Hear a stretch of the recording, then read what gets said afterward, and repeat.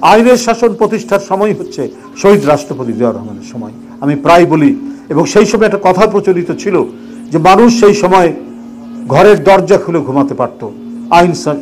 আইন শৃঙ্খলার পরিণতি এমন একটি উন্নততর অবস্থার মধ্যে চলে গিয়ে, বন্ধুরা, আজও যেমন ঠিক তখনও একই অবস্থা ছিল। চক্রান্তকারীরা, যাদেরকে বিদেশ থেকে মদদ দেওয়া হয়, সেই পরাজিত শক্তি নানাভাবে নানা কায়দায় চক্রান্ত করতে করতে দেশের একজন শ্রেষ্ঠ সন্তান, দেশের একজন শ্রেষ্ঠ দেশপ্রেমিক, মুক্তিযুদ্ধের এক অনন্য মুক্তিযোদ্ধা, সেক্টর কমান্ডার, স্বাধীনতার ঘোষককে হত্যা করা হয়েছে চট্টগ্রাম কালুরঘাটে, চট্টগ্রামে সার্কিট হাউসে।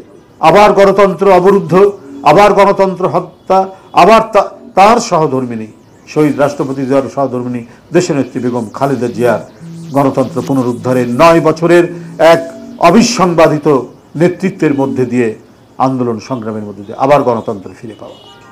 এই বারবার বিএনপি এবং তার নেতৃত্বে গণতন্ত্র ফিরে পাওয়ার জন্য যে সংগ্রাম, যে ত্যাগ, যে তিতিক্ষা তারা দেখিয়েছেন, এটা ইতিহাসের উজ্জ্বল অধ্যায় হিসেবে আজও মানুষের কাছে প্রতিষ্ঠিত আছে।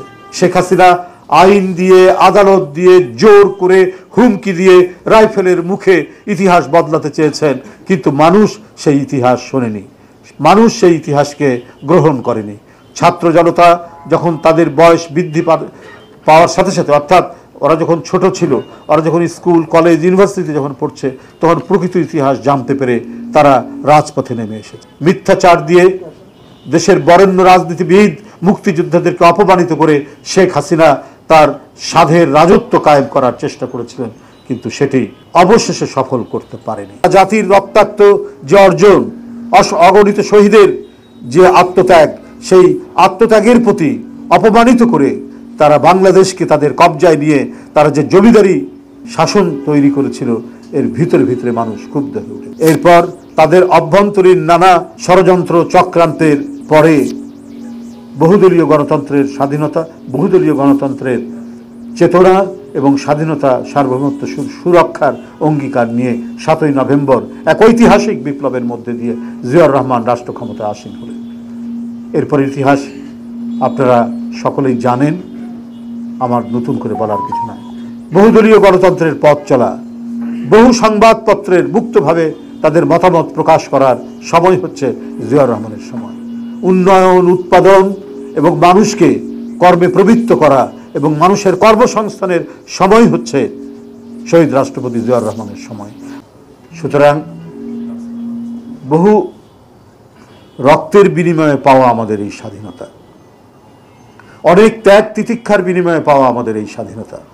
সুতরাং এই স্বাধীনতাকে নিয়ে যখন কেউ ছিনিমিনি খেলে, এই স্বাধীনতাকে কেউ যখন একেবারে মনে করে যে টেন্ডার করে তাদের নিজস্ব ব্যক্তিগত নির্মাণ এবং সম্পত্তির মতো তারা ভাবে, তখন এদেশের মানুষ কখনো এটিকে সহ্য করেনি। বন্ধুরা আমার, সারা জাতি যে যুদ্ধ ঝাঁপিয়ে পড়েছিল, আমি আগেই বলেছি, ছাত্র, তরুণ, যুবক, কৃষক, শ্রমিক, পেশাজীবী সবাই ঝাঁপিয়ে পড়েছিল। অথচ কোনো একটি রাজনৈতিক দল, যারা 5ই আগস্টে দেশ ছেড়ে যারা চলে গিয়েছে, তারা এটিকে তাদের ব্যক্তিগত সম্পত্তিতে পরিণত করেছে। বিভিন্ন স্বাধীনতাকামী রাজনৈতিক দল দীর্ঘদিনের স্বাধীনতা সংগ্রামের যে ফলশ্রুতি মুক্তিযুদ্ধ, যেখানে দল মত নির্বিশেষে প্রত্যেকের অংশগ্রহণ, সেটিকে তারা টলারেট করেনি। একটি একদলীয় কর্তৃত্ববাদী শাসনের মধ্যে দিয়ে তারা স্বাধীনতার অব্যবহিত পর থেকেই শুরু করেছে লুটপাট, গম চুরি, চাল চুরি। সেই সময়ে ছিল লাইসেন্স পারমিটের অবাধ আত্মসাতের এক ভয়ঙ্কর দুঃশাসন, শেখ মুজিবের দুঃশাসন। চোরাচালানি, চোরা কারবারি এবং লাইসেন্স পারমিট, আওয়ামী লীগের লোকজনদের রমরমা পরিস্থিতি। গোটা জাতি না খেতে পেয়ে, দুর্ভিক্ষে, দুর্দশায়, 10 লক্ষ মৃত্যুর মুখে পতিত হয়েছে। তাদের দিকে কোনো ভ্রুক্ষেপই করেনি। ভ্রুক্ষেপহীন আওয়ামী সরকার সেদিন সোনার মুকুট মাথায় দিয়ে তাদের সন্তানদের বিয়ে দিয়েছে। সারা শেখ হাসিনা আইন দিয়ে, আদালত দিয়ে, জোর করে, হুমকি দিয়ে, রাইফেলের মুখে ইতিহাস বদলাতে চেয়েছেন, কিন্তু মানুষ সেই ইতিহাস শোনেনি। জাতির একটি ক্রান্তিকালে দিশাহীন মানুষ কি করবে এই সিদ্ধান্তহীনতায় যখন গোটা জাতি দুর্দশাগ্রস্ত অনেকটাই, এই মুহূর্তে দিশারি হয়ে যিনি এসেছিলেন স্বাধীনতার ঘোষণা দিয়ে, তিনি মহান স্বাধীনতার ঘোষক রাষ্ট্রপতি জিয়াউর রহমান। সেদিনের মেজর সেই দিশাহীন জাতি, কাণ্ডারিহীন জাতি এবং জাহাজের সারেংহীন জাহাজে সেদিন